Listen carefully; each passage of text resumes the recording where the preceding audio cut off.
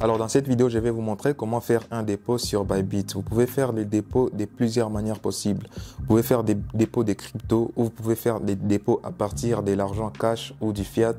Donc du coup, je vais tout vous montrer dans cette vidéo, que ce soit déposé à partir des si vous avez déjà des cryptos ou si vous avez du fiat sur votre carte ou peu importe votre méthode de paiement, vous pouvez aussi faire des dépôts. Donc du coup, je vais tout vous montrer dans cette vidéo.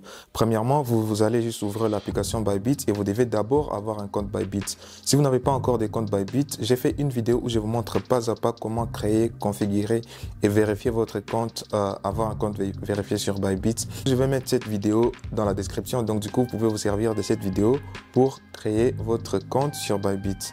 Donc du coup, si vous avez déjà votre compte Bybit, vous allez juste ouvrir l'application. Là, j'ouvre l'application et après avoir ouvert l'application, vous allez cliquer sur More ici. Donc du coup, la chose avec Bybit, il n'y a pas la langue française. Donc du coup, il n'y a pas le français. Donc du coup, vous ne pouvez pas mettre l'application en français pour l'instant. Je vais aller là dans paramètres. Je vais vous montrer juste avant d'y aller.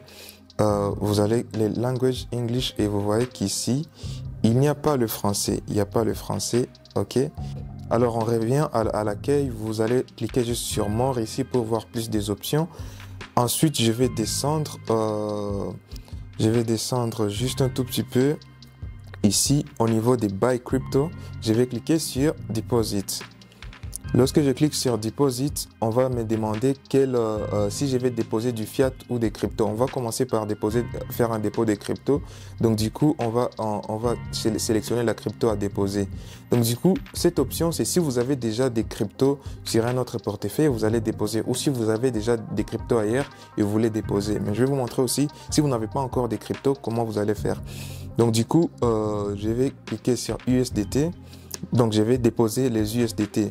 Je vais choisir le network ou le réseau que je vais utiliser. Les réseaux que je vais utiliser, c'est le BSC ou le Binance Smart Chain BEP20.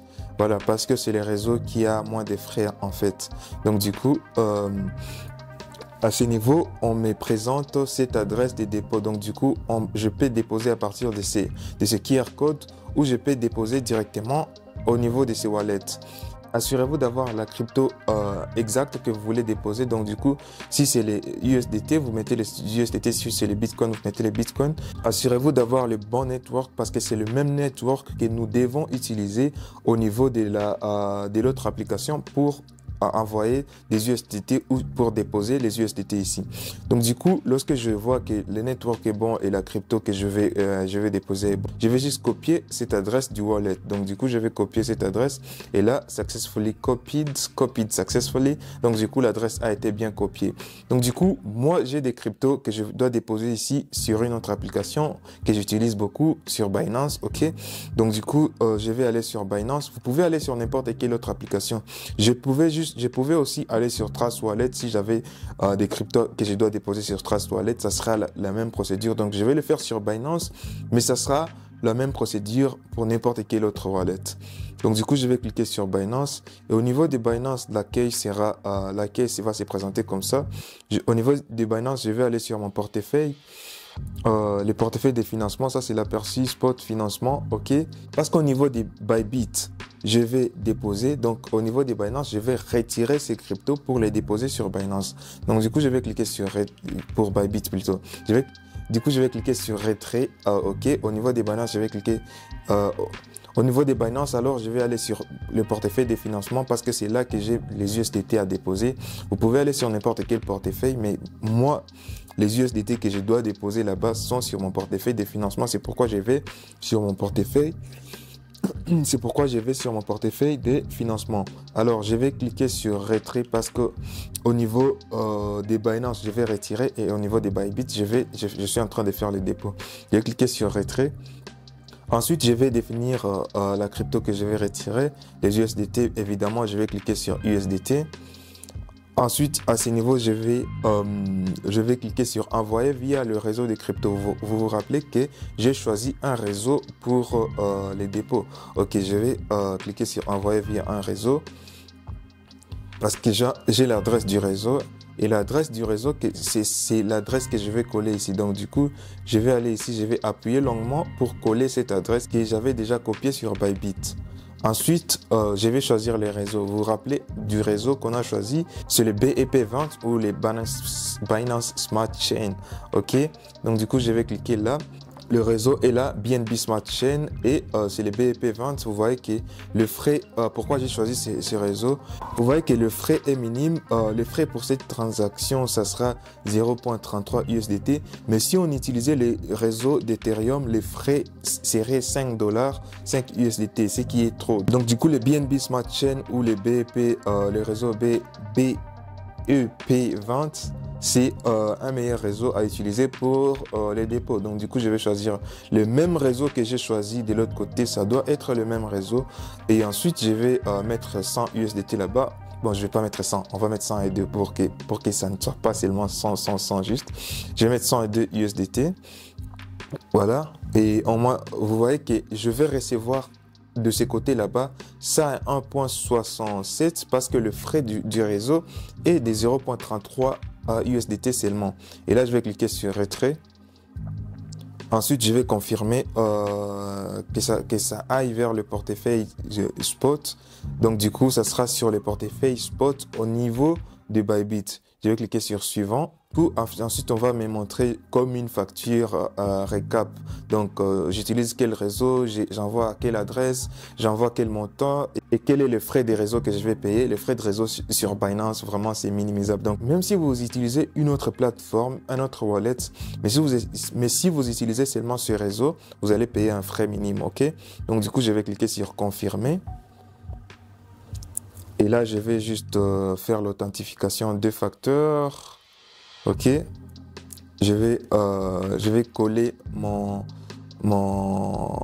authentificateur ici, mon code d'authentificateur. Je vais aller sur Google Authentificator pour coller les codes ici. Ensuite, on va m'envoyer un autre code pour confirmer par email. Donc, du coup, je vais le recevoir sur Gmail. Ça sera juste ici, ça va venir. Voilà, c'est ça. Ensuite, je vais copier ce code et je vais coller le code juste là. Là, le retrait est en cours. Donc, du coup, au niveau de mon wallet sur Binance, le retrait est en cours. Au niveau de mon portefeuille sur Bybit, c'est le dépôt qui est en cours. Je suis en train de déposer 102 sur mon wallet Bybit. Ceci peut prendre quelques minutes et je vais recevoir un email lorsque le retrait est terminé. OK? Donc, du coup, je vais voir l'historique. Vous voyez que c'est toujours en cours, c'est pas encore terminé. Ça, c'est d'autres transactions que j'avais déjà fait. Là, c'est en cours. Ça doit passer par 15 traitements. Comme on l'avait mentionné, je vais vous montrer sur Bybit. On avait mentionné, il y avait 15 confirmations à avoir. Donc, du coup, c'est pourquoi on voit 15 confirmations ici. On voit et ça a déjà fait 7 sur les 15 confirmations. Et là, vous avez juste qu'à patienter quelques minutes et revenir après pour voir ces dépôts, que ce dépôt est confirmé sur Bybit. Et là, je viens de voir sur mon iPad la notification que je viens de recevoir les dépôts sur Bybit. Donc, du coup, je vais aller, en ce moment, l'argent doit être déjà sur Bybit. Je vais rentrer, je vais retourner.